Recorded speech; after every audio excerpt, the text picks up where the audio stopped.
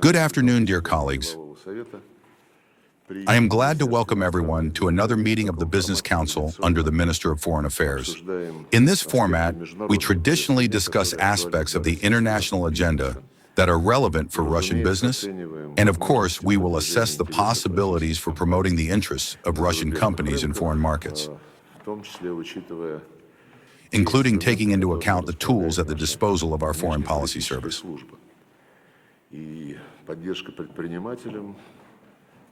Support for entrepreneurs by our diplomacy is one of the key priorities enshrined in the foreign policy concept approved by President Putin in 2023. Today, we agreed to consider a set of issues related to strengthening practical cooperation in the Central Asian direction. Before we move on to work, I would like to say a few words regarding what we consider the most important. First of all, Russia remains one of the leading trade and economic partners of the states of the Central Asian region. Our total trade turnover with them exceeds $45 billion per year. Around 24,000 companies with Russian capital operate in Central Asia. Joint projects are being implemented. The share of settlements in national currencies is growing, and the transport and logistics infrastructure is improving. In our neighboring Central Asian countries, there is a steady interest in attracting Russian enterprises to stimulate business activity. This also contributes to deepening economic integration in accordance with the agreements reached at the level of presidents and heads of government. We see that our partners welcome the expansion of Russian participation in infrastructure projects. An important support in this is the use of the resources of the Eurasian Development Bank and the relevant programs of the Eurasian Economic Commission. We take into account the fact that a significant part of the material and technical base of the Central Asian states was built during the period when we lived and developed within the framework of a single state, the Soviet Union. But that was a long time ago. And of course, the service life of this infrastructure is quite lengthy, in many cases exceeding industry standards.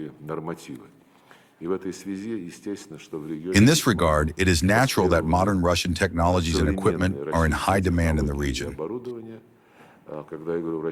When I say Russian, I mean that we must compete in this market, which is attracting increasing attention from investors from other regions, the West and Asia. Therefore, issues of quality and the ability to promote our developments acquire special importance. Well, and of course, I would like to note a whole series of stories, so-called living examples of successful cooperation.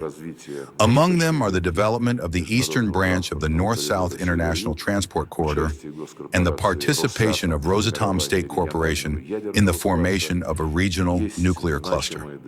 Russian companies also have significant achievements in the field of mineral resource development, construction of industrial and energy facilities, and the provision of digital services, energy, logistics, the extractive and processing industries, digitalization. We consider all these areas to be the most promising from the point of view of the expected return on investment and the real development of the corresponding sectors in the Central Asian states.